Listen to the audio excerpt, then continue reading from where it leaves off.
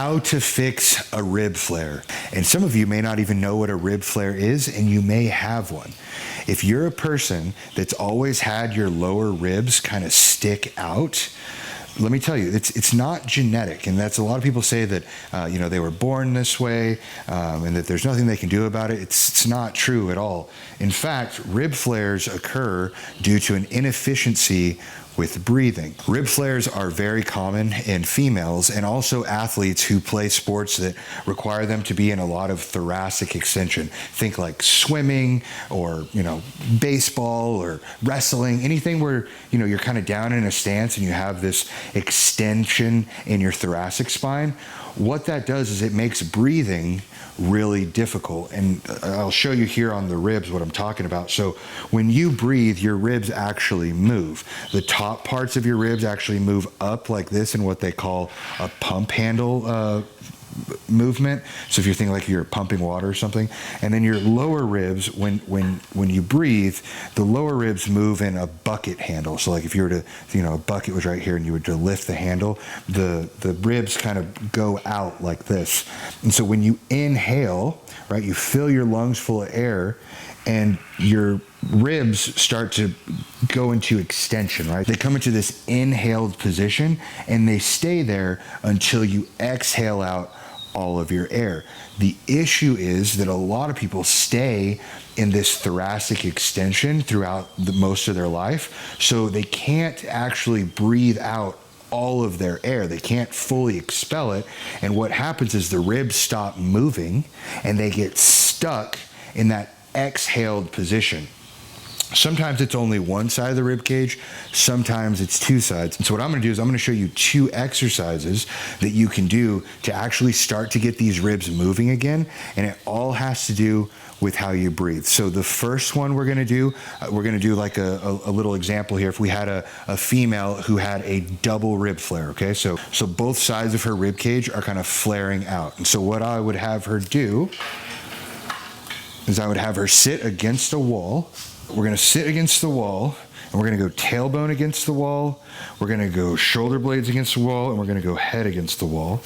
And I want feet to be pulled in here, and then all you're gonna do is sit up tall. I want arms out here in front, and all we're gonna do is just exhale as we move forward.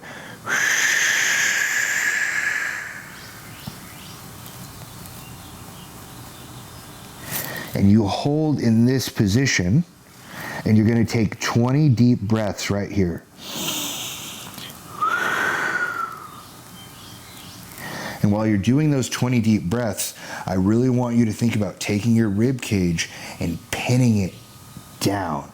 Exhale out all of that air, even force air out like through your teeth and lips. So like,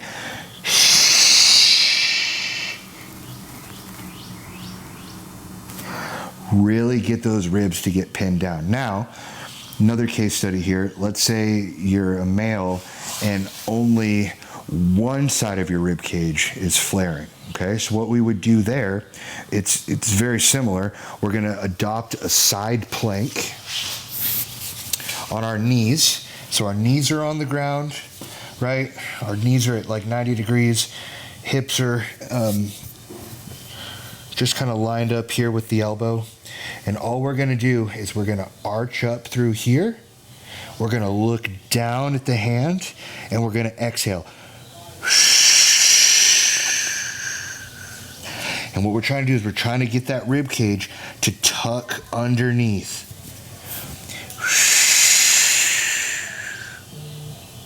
Stay here, 20 deep breaths. Really hold it, force out all that air. And doing these 2 exercises over time and being really deliberate with your posture throughout your daily activities, trying to make sure that you're positioning ribs down and that you're not walking around with these ribs flared like this, that will really help to get those ribs moving again and help them to start moving correctly while you're breathing. That's what's really important. If the rib flare sustains itself for a long period of time, as you near advanced age, you will start to have breathing problems. This would be an obstructive lung disorder, right? You can't exhale out all your air, so you get air trapping. It's really not a pretty picture. So if this is impacting you on the stage, it might also impact you later on in life. So what I'm trying to do is just kind of inform you, maybe create a little bit of sense of urgency so that you take it upon yourself to try to get this fixed. It'll help you on stage, and it will also help you later on in life. So thank you all for watching. Please like, share, and subscribe, and we'll see you next time.